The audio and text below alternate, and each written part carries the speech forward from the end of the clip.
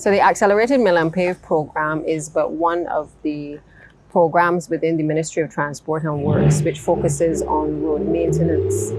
We have approximately 2,500 kilometers of roads to be done across the island. It was launched in January of this year.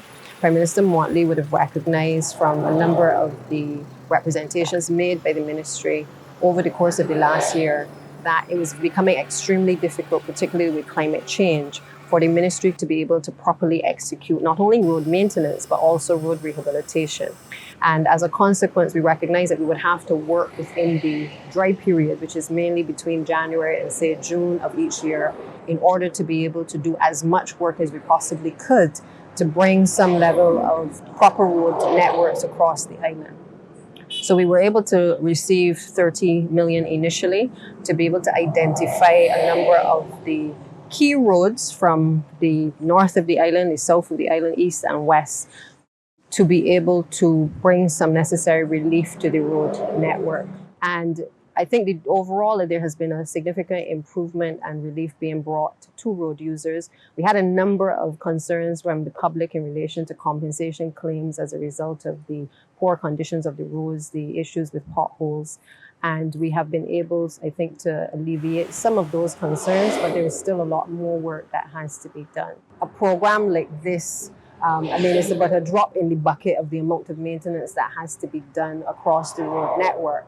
But it has gone a long way in being able to see a level of improvement in the conditions that people have to drive on, or even commuters have to walk on a general day-to-day basis. So I think it has brought a level of relief. There was a lot of frustration in the country regarding potholes and the description of them as craters. And we have started to see and to bring some level of relief. And I just want to say I'm grateful to the contractors for the works that they have done. Many of them worked around the clock, engaging in 18-hour days with their staff. And this has been able to allow us to do a lot of work in a very short space of time. I also want to thank the public as well for the patience that they have exhibited, because I know that there's been some inconvenience, as people had to endure the road works. But I think generally there is satisfaction with the progress that has been made. Now, it is not the only works that have to be done. Many of the other works in the ministry's program require more design or rehabilitation. And by that, it will require obviously a little bit more time that is taken to be able to properly design roads with sidewalks, with proper drainage, with curb and slipper. In the Scotland district in particular, it is even more problematic because you are exposed to issues in relation to the types of soils and the slippage within the Scotland district. But Mill and Pave specifically was targeted at roads which did not involve a lot of complex issues, roads which did not involve the intervention of the utility companies, and roads that could pretty much be simply milled and paved and restored to a level of maintenance that was satisfactory to the general public. So we had 10 years of little to no road improvements in this country.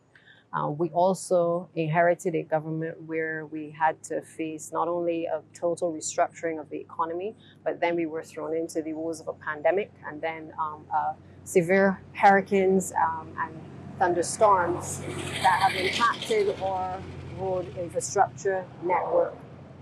It meant that in the last few years, it has been very difficult, particularly because of the severe weather and the changes in the climate, for the ministry to carry out fully the extent of the road rehabilitation and maintenance program, because we can only work within a certain time period. Now, the fact that Cricket World Cup falls within the period of June, for me, it is purely coincidental, because we as a ministry have been planning not only for the injection of additional funds to be able to support the road maintenance and road rehabilitation program, but making the case constantly that it had become increasingly difficult for this ministry to be effective, because a lot of times, when we did receive the monies in the second quarter or in the third quarter, it was becoming difficult to be able to execute. And having, I think, made those representations at every estimates for the last few years, I think finance has realized, and certainly things have improved financially to allow them to be able to provide that injection at the start of the calendar year.